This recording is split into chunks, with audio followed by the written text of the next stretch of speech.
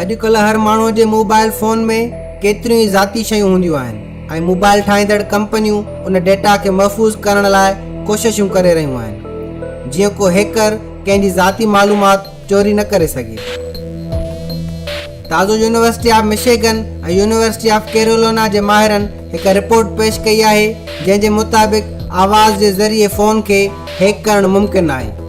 माहिरनि मुताबिक़ फ़ोन जे एक्सेलरोमीटर खे आवाज़ ज़रिए हैक करणु मुमकिन आहे। जॾहिं अव्हां पंहिंजे फ़ोन खे पासीरो कंदा आहियो त फ़ोन स्क्रीन पाण मुरादो पासीरो थी वेंदी आहे। उहो कमु एक्सेलरोमीटर जो हूंदो आहे। माहिरनि 20 मुख़्तलिफ़ कंपनियुनि जे एक्सेलरोमीटर ते तजुर्बो कयो जिन मां 14 खे आवाज़ ज़रिए हैक करणु मुमकिन थियो।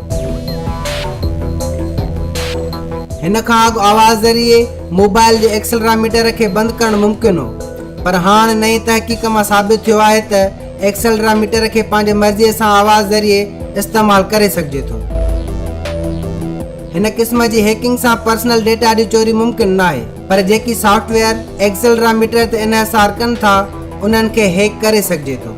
जीअं अव्हां जे रोज़ जी वर्जिश या पंधु करण खे एक्सेलरोमीटर रिकॉर्ड कंदो आहे, हाणे अव्हां हिकु जॻह ते वेठल हुजो तॾहिं बि आवाज़ ज़रिए मोबाइल खे ॿुधाए सघिबो त अव्हां पंधु या वर्जिश करे रहिया आहियो।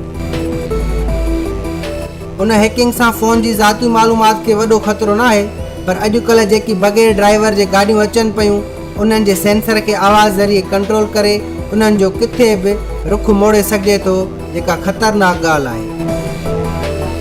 हीउ तजुर्बो एक्सेलरोमीटर जे हिकु क़िस्म कैपेसिटिव एक्सेलरोमीटर ते कयो वियो आहे, जॾहिं त काफ़ी मोबाइल कंपनियूं अॼुकल्ह पीज़ो इलेक्ट्रिक एक्सेलरोमीटर इस्तेमालु कनि थियूं, जेको हिकु मिस्बत पहलू आहे।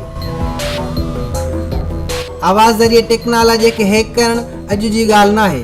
50 वारे ॾहाके में हैकरनि जी हिकु क़िस्म जंहिंखे फ्रेकर्स चयो वेंदो हो, उहे आवाज़ ज़रिए फ़ोन खे हैक करे मुफ़्त कॉल कंदा हुआ।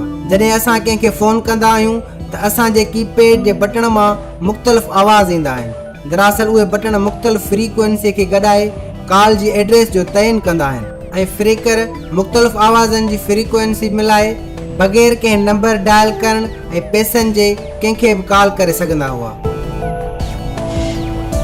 2 गुणा फ्रेकर्स पोइ जग मशहूर शख़्सियतूं बणियूं। उन्हनि में एप्पल जो मालिक स्टीव जॉब्स ऐं स्टीव विज़नियाक शामिल आहिनि, जेकी उन वक़्तु हिकु डिजिटल सर्किट जोड़ियो जंहिंखे फ्रेकिंग बॉक्स चयो वेंदो हो, जंहिंसां मुफ़्त में कॉल करे सघिबी हुई।